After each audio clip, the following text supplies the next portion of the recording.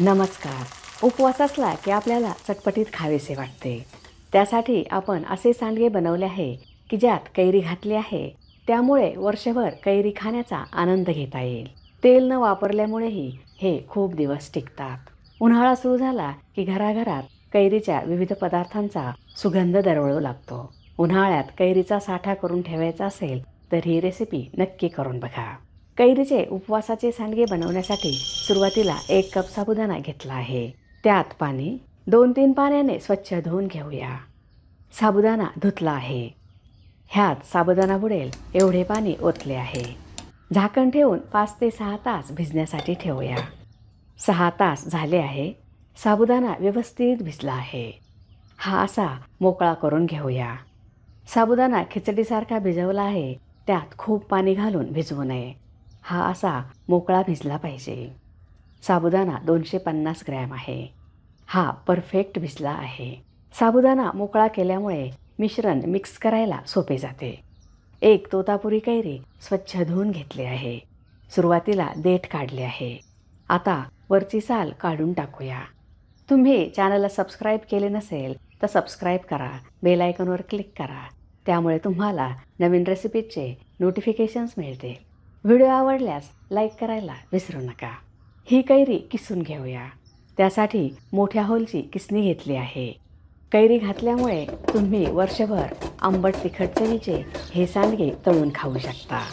पावसाळ्यात तळून खाताना तोंडाला चव येईल. तुम्हाला खूप रुचकर लागेल. कैरी किसली आहे. आपण जाडसर व लांब किस केला आहे. आता 3 बटाटे घेतले आहे. बटाट्याचे साल काढून टाकूया. हेही 250 ग्रॅम आहेत. भांड्यात पाणी ओतले आहे. त्यात साल काढलेला बटाटा किसून घेऊया. ह्यासाठी आपण मोठ्या होलची किसणी घेतली आहे. त्यामुळे किस छान दिसतो व तळल्यावर तो छान फुलतो. बटाटे लांब व मोठे मोठे किसूया. त्याने सांडगे छान दिसतात. 3ही बटाटे साल काढून किसून घेतले आहेत. किसलेला बटाटा 2-3 पाण्याने स्वच्छ धुवून घेऊया. ह्यामध्ये स्टार्च मोठ्या प्रमाणात असल्यामुळे हे भरपूर पाण्याने स्वच्छ धुवून घेणे गरजेचे आहे. बटाट्याचा किस स्वच्छ धुतला आहे. धुतलेला बटाट्याचा किस एका चाळणीत ओतून निथळून घेतला आहे. हाताने दाबून ह्यातील पाणी काढून टाकूया. आता एका मोठ्या ताटात भिजवलेला साबुदाणा, किसलेली कैरी ही 1 कप आहे.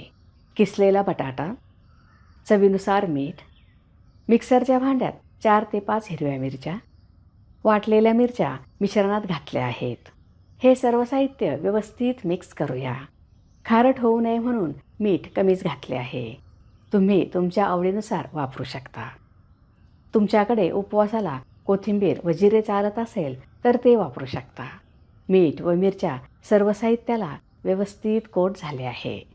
सर्व साहित्य मिक्स झाले आहे. एका चाळणीत काढून घेऊया. आपण हे वाफवणार आहोत. असे कैरी घातलेले सांडगे खायला खूपच छान लागतात. आपण मोठ्या भांड्यात पाणी उकळून घेतले आहे. त्यात मिश्रणाची चाळणी हे आपण हाय फ्लेमवरच वाफवणार आहोत. झाकण ठेवून फक्त 5 मिनिटे वाफवून घेऊया. वाफवल्यामुळे सांडगे खुसखुशीत होतात. 5 मिनिटे झाली आहेत. गॅस बंद करूया. हे मोठ्या ताटात ओतून हलक्या हाताने मिश्रण मोकळे करून घेऊया. मोकळे करताना शक्यतो किस तुटू देऊ नये. साबुदाणाही अख्खा कसा राहील हे बघावे. उपवास असेल तर आपल्याला झटपट काहीतरी करून खावेसे वाटते. त्यावेळेस असे कैरीचे उपवासाचे सांडगे बनवून ठेवलेले असतील तर तुम्ही फक्त 5 मिनिटात तुमचा उपवासाचा मेनू खाऊ शकता. मिश्रण थोडेसुद्धा मॅश झाले नाही. त्यामुळे सांडगे तळल्यावर खूप छान दिसतील. आता हे थंड होण्यासाठी ठेवूया. हाताला पाणी लावून सांडगे तोडले की ते हाताला चिकटत नाही. आता एका ताटात सांडगे तोडूया. ताटाला तेल लावण्याची आवश्यकता नाही. वाळल्यावर हे ताटापासून सहज निघतात. तुम्ही प्लास्टिक पेपरचाही वापर करू शकता. हे आकाराने छोटेच असतात. सर्व सांडगे तोडले आहेत. आता हे कडकडीत उन्हात ठेवून 2 दिवस वाळवूया. 2 दिवसानंतर तुम्ही बघू शकता हे कडकडीत वाळले आहेत. ऊन कडक असल्यामुळे हे 2च दिवसात वाळले आहेत. तुम्हाला कदाचित जास्त दिवस लागू शकतात.